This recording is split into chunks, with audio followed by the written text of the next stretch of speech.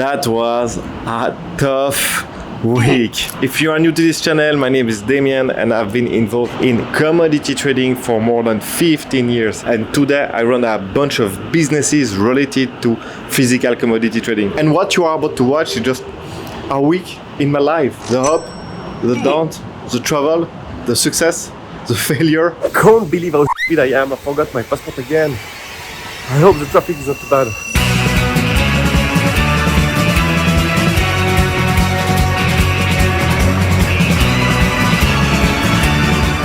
Alright, so it's 9 p.m. Tuesday. It's been 2 days that I'm trying to do this intro for this weekly vlog, but I just can't get it out. I mean, I wanted to speak about something, but I was like, I don't know, I didn't feel it. I mean, right now it's quite tough. I mean, we are restructuring few businesses, cutting people, cutting partners, and yeah, it's always tough, man. It's always tough. I mean, I'm not a kid no more, man. I know this is part of the game. People need to leave. You need to make some hard decision, and when stuff doesn't work, it doesn't work. It's always hard to swallow.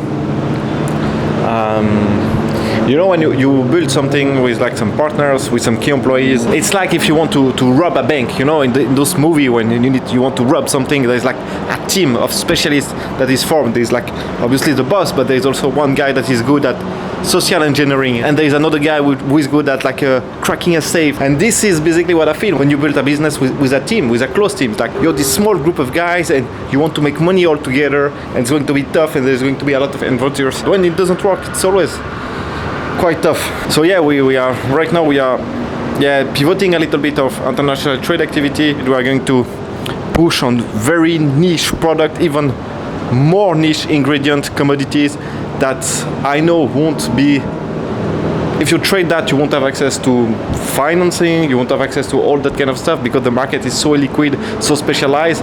And this is basically what I'm very good at, and also what would allow to avoid like any conflict of interest in the future with the finance activity that we have. So we'll focus on that, but then it means like cutting other people, closing some parts. It's a heavy restructuring, and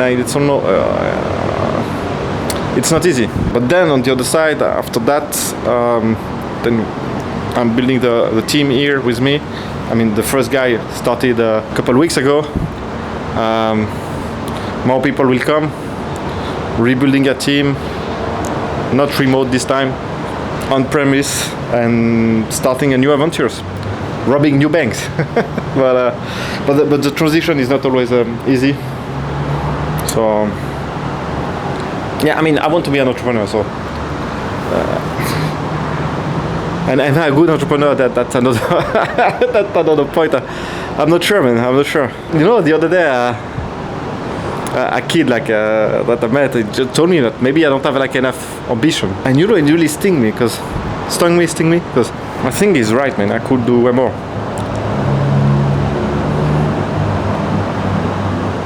Yeah, anyway. All right, tomorrow is another day.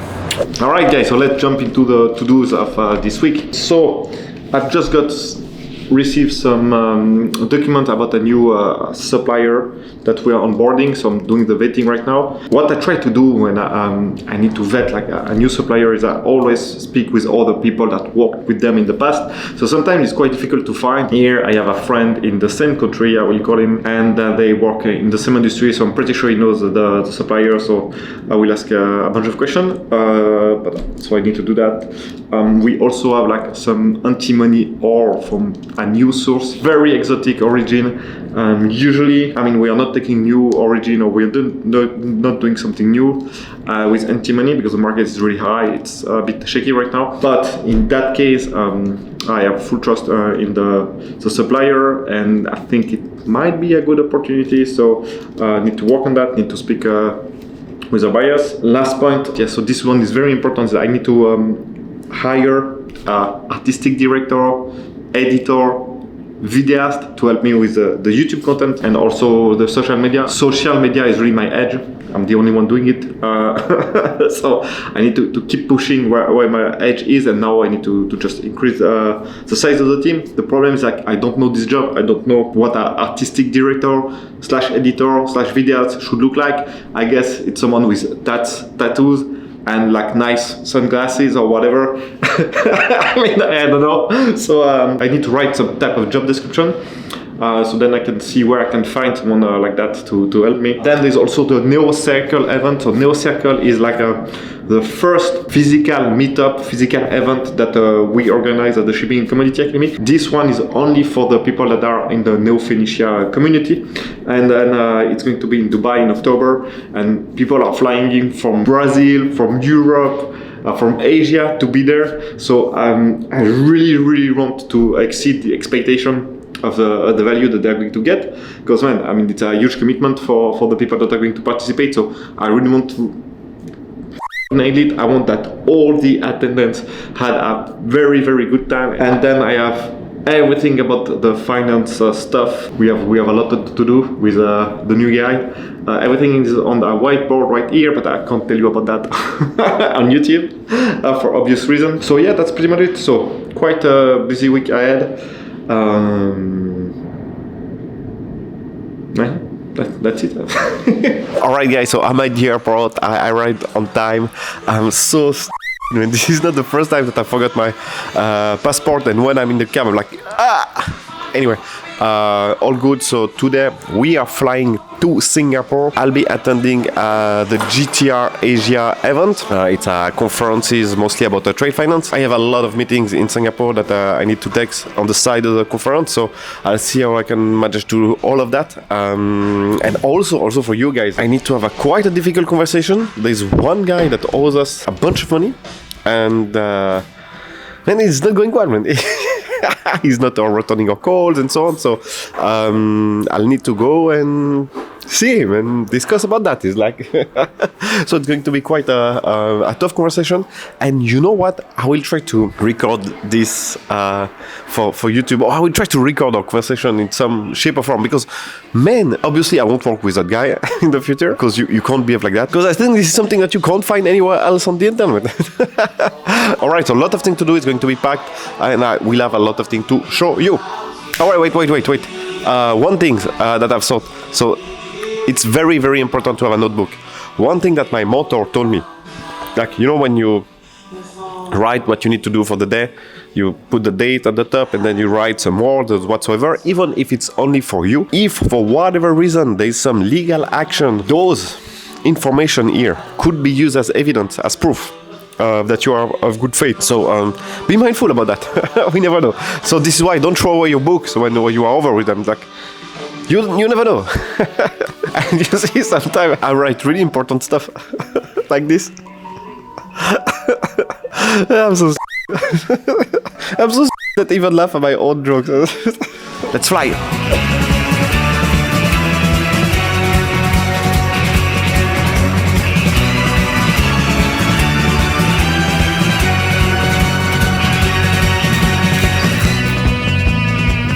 Alright, so I'm at the hotel, the Mercure Middle Road, and in Singapore I think this is the best hotel for value, because they have those rooms with like one story, like you can live here and then you can sleep up there. So it's way more spacious than any other room, and you can just walk here with a nice view. So I tried a lot of hotels in Singapore, and I can tell you, I think it's the best for value, because here it could be so expensive. It's just, and the room is so small, so I think I feel like I can breathe in this room. Alright, so it's almost the end of the day. We have 2 meetings and maybe a dinner tonight, so let's get it started. And tomorrow, the conference. Pew pew pew. What am I doing? 10,000 people. And now it's empty. Now it's you know. But why is that? Because price is too expensive, people are not going out. I give you one example. It's not why. Now people won't go shopping. People buy all YouTube, internet, or what now, or buy. What the you go to the shop for what? Yeah. They cut the price higher. Better you go to the internet, you buy everything. Yeah. Easy, they send to you already, correct?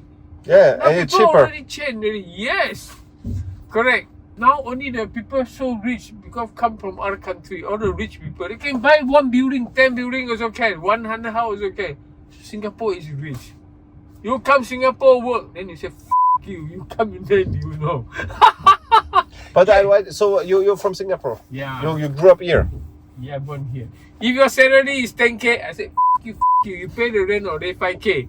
You take the transport already 1k, not enough. You eat the 2k, what the then you your wife, you need to pay the money. Your wife, huh? But Joke, correct. So men no married, girl also don't want to get it. They say, you, correct. Huh? and you, so you right now, so you retired? I retired already. I 61 plus already. I know the market is not make good money, But what was your job? I every day do my favorite thing lah. Okay.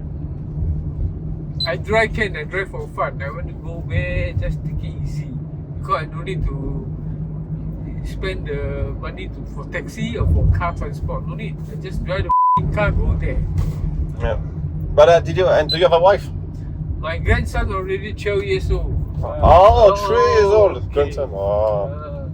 Take it easy. Okay, you see the whole city area. Where got people? This is Singapore. Okay, are you first time come to Singapore? No. 30 years ago, I drive taxi already. My salary is 5k. 5k every day you can spend 2k to Thailand. Yeah. One night, To one Thailand. night, change 2 girl. One night change 2 girl. Tomorrow change 3 girl. And then come back. And then I give you one example. You just buy a ring $10 or $5. You can give the original banana, put inside the girl, you know. Put inside, keep the check. What is that? Then eat the banana. I bring my wife go to the Thailand Papong, you know. Yeah, You take the banana, you put inside the then you eat. All right, so I'm back at the Marina Basin Convention. I'm there at least like 3-4 times a year. So yesterday was insane. Have you seen the taxi driver? I mean, I will let some footage on YouTube, but I need to cut like half of it because, I mean, what he said was a bit too brutal for that. Hey man, how you doing? Good. Good to see you. Hey, nice to meet you. Damien. All right, so second take. Yeah, so what I was saying is I try to speak with taxi drivers, with people that I meet and so on, because I want to always, how can I say, like train my ability to speak, to converse with any type of people. Because I can tell you, man, that in this world, being able to strike a conversation with anybody is like a massive value added. It's a massive skills because it seems like now everybody is losing it because everybody is on their phone. So yeah, so I try to do that, and when you do that, you end up speaking with crazy people like this taxi driver. But anyway, now so I'm going to the conference, and one thing with the conference, I've been doing that stuff like the conference networking circus for like 15 years. So but you know what? Even for me, it's always weird to go speak with people that you don't know. So my goal is always to speak with as much people as possible, and I really need to force myself to do that because it's not normal. Like even after 15 years, it's still weird to do it. So I really need to force myself. So what I do is like drink a coffee, and then I try to jump in as fast as possible. And when you are in a good momentum, it gets easier. But starting is always difficult. All right, so let's see. Seems like there's a bunch of people that I already know. Let's see if they're okay to come on the YouTube channel.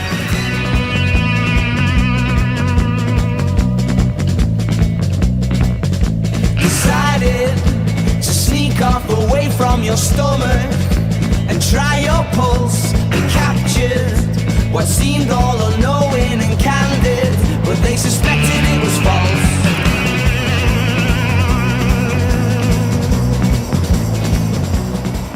Why am I red one?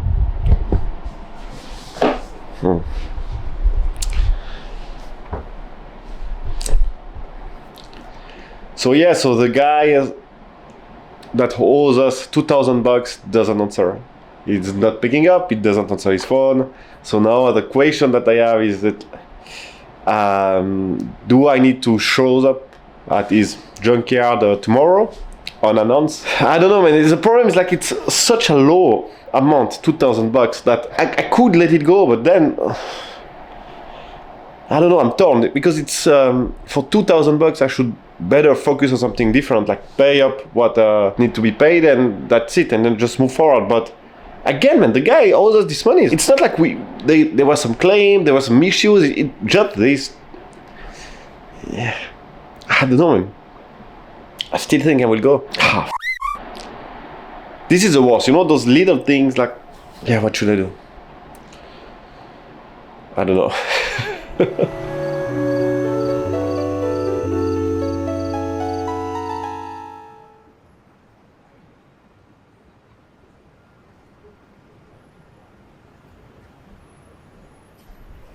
Everything seems to be in order.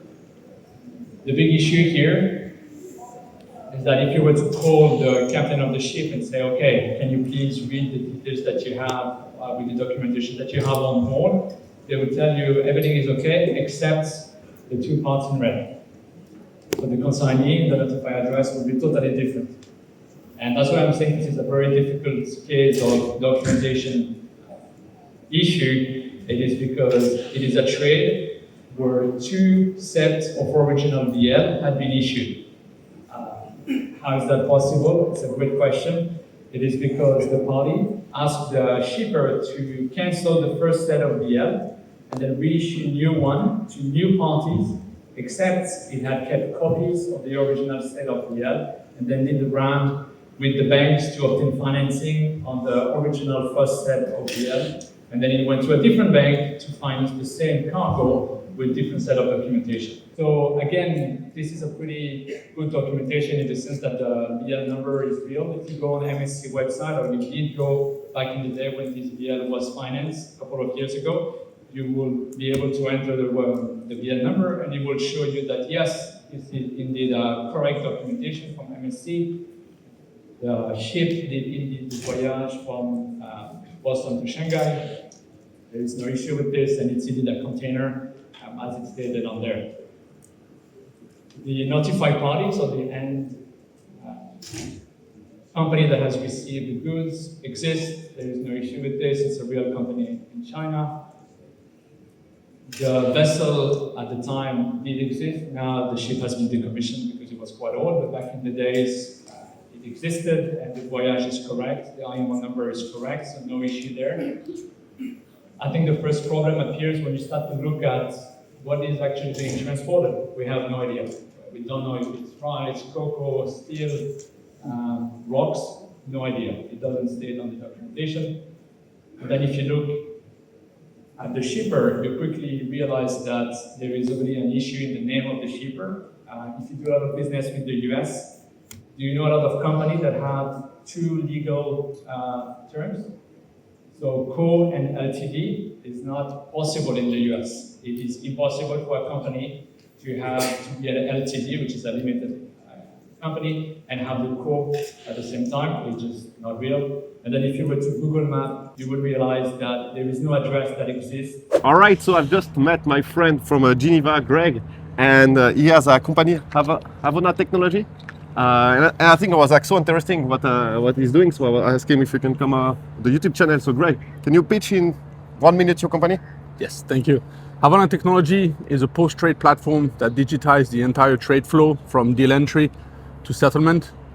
We provide a collaborative trade blotter with AI agents and electronic transferable records on blockchain. I think the thing that really I like was the AI agent. So you trained your agent to be operators, compliance officer, risk officer, and stuff like that, yeah? Exactly. We have 8 AI agents that have been specifically trained for specific personas in the trade. So you have physical commodity trader, paper trader, operator, risk and compliance, trade finance agents, as well as logistic agents. So mate, your job is to put me out of business, right?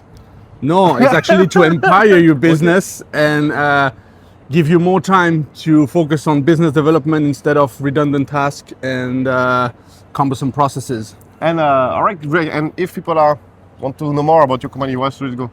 They can go to the website www.post-trade.com. Yeah, I will put a link below this video. or they can send us an email, info@havana.io. Perfect, man. So, and how was the conference? What did you think about those 2 days? It was good. It was good. Still a lot of talk about digital trade, how it's trying to improve the way we trade. We're still facing a lot of the same issues we've been facing in the past. A lot of reluctancy to move past the paper documents. Yeah, I mean, commodity trading is the oldest, what can I say? Commodity trading is maybe the oldest job. I mean, one of the oldest jobs. You know which one is the oldest, but we won't say it on the channel. But and yeah, we're still using the same means of exchange, papers. Yeah, because it has been working. People have been used to it, and you just need to prove nowadays that they can trust the digital way of doing things, and you need to show them how exactly it will empower them and save free time. All right, so good luck with the experiment. I appreciate it. Thank you very much for your time.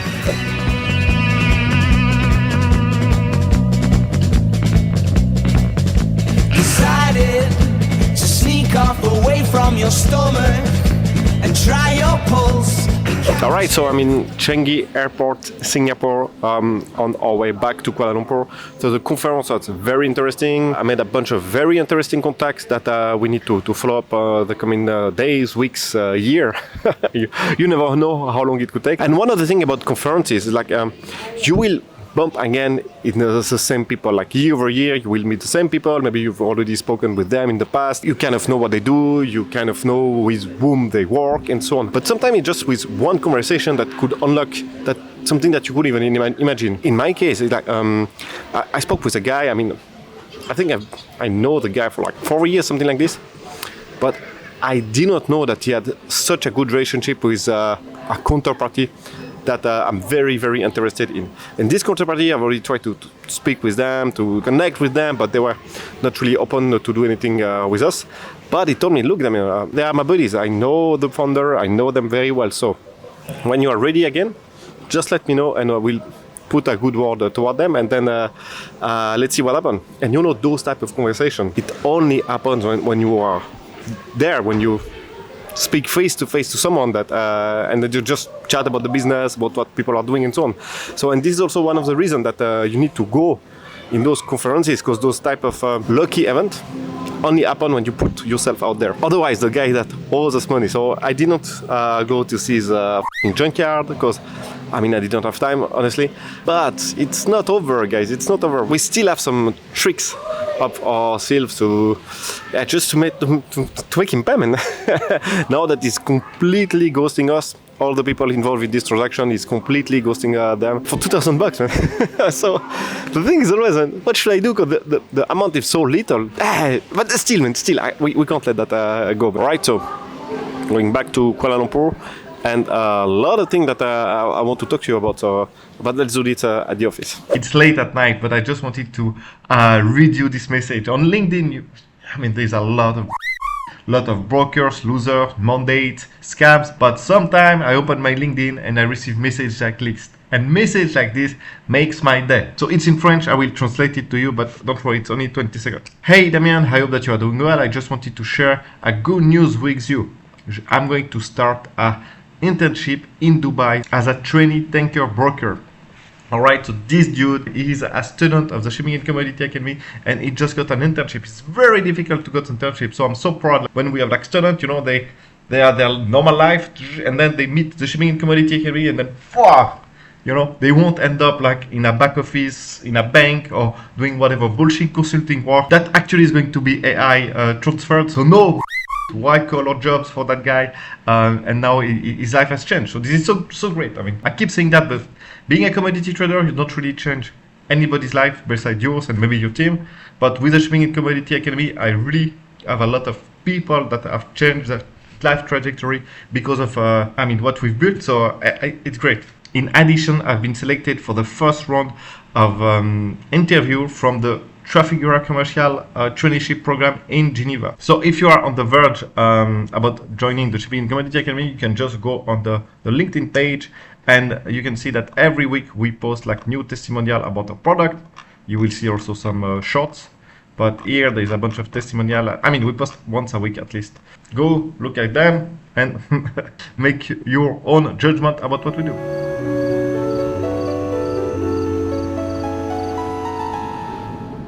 So, but yeah, it's always like this. Each time I'm back from a conference and so, Yeah. there's like Just backlog. yeah, exactly. A lot of calls. There's like, I don't know, you can't take call for like 4 days. So then everything is squashed in 2 days. So it's going to be a long day. But Kiss me properly and pull me apart.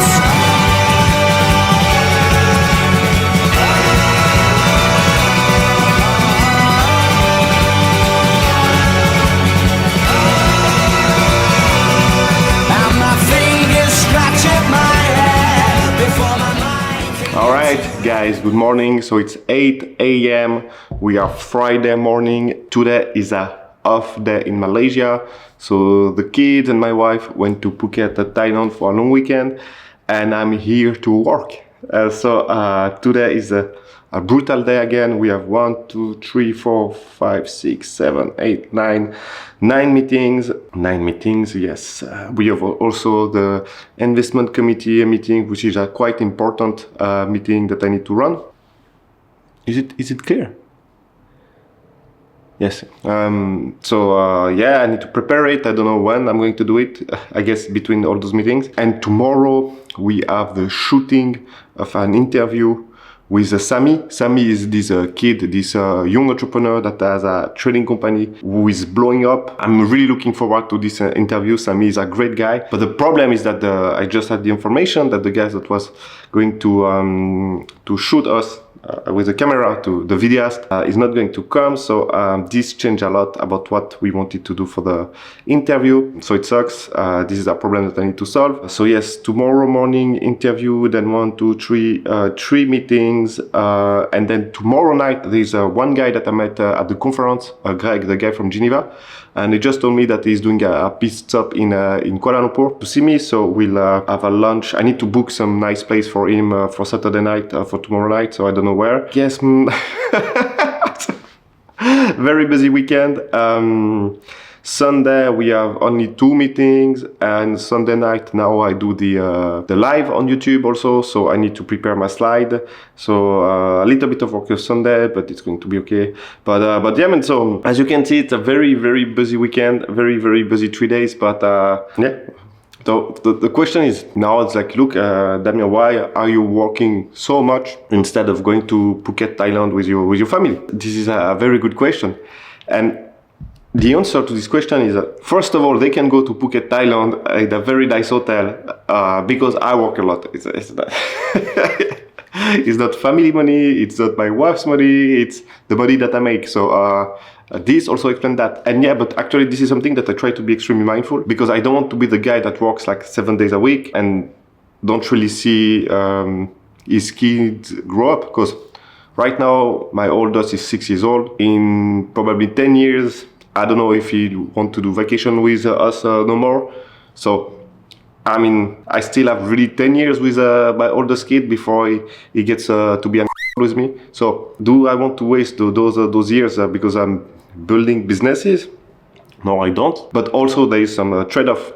So, one trade-off is that I can't be there for all the trip that they do, because I need to work. But there's other trade-off that I don't do. For instance, I don't take meeting between 6 p.m. to 8:30 p.m. every day, because this is the time where I am with my kids. I bring them to school every morning. I don't have the nanny to do it. I don't have someone else to do it. I do it. So, and in the weekend, I spend most of my time with them or with my wife. I don't think that I'm missing, honestly, them. And this is also why I don't really travel that much, because honestly, man, I could be traveling like every week. There's so much to do, so much deals to make, so much work to do, that I could be traveling like every week. But it forces me to slow down and also to hire people and to find another structure for what I do, where other people can do this heavy lifting of being there, going to speak with suppliers, with buyers, with now financier for this new activity that we have. So yeah, you never know, like, if what you do is the right thing, but I feel like this is the right thing. I could say that.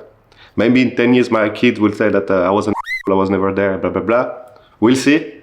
But I don't think it will happen, but we'll see. But yeah, but at the end of the day, I mean, there's like some it should be a gut feeling about how you command your life, how you dictate your life. It should be your gut feeling that tells you, yeah, man, this is what I want to do, or this is not what I want to do. Man, I know some guys, I mean, they have kids and family, but they are never there and they don't care. Okay, they do say that they care, but actually they don't really care. And that's fine for them. I mean, I think it's a bit sad for the kids, but that's fine for them. At the end of the day, it's a big world and you are alone with you and your decisions. So whatever are your decisions, you need to live with them. All right, that's it for the philosophical morning. I'm going to chug this coffee, go to the gym, then go to the office. The new guy is going to be there. I told him he doesn't need to be here because it's official off days, but he wants to be here. So props to the new guy. Also props to him because this new office, they don't put the AC, the air conditioner, when it's off there because this is building regulation or whatsoever. So we are going to be cooking in this office today. You know what? Maybe I'll invite the new guy to come work here at my home instead of at the office. We'll see. If the AC situation is too bad, then we move here. And anyway, I booked this office for 3 months at a very low price. I negotiate very hard, like 30% below the market price for 3 months. And then we'll see, because I think we will need to hire like a bunch, at least 2 more interns to do some data entry probably for next year, and also 1 videoist, 1 guy for the social media part of my life. So yeah, we probably need to change an office for something bigger. And I want something cooler because our office is like so officey. I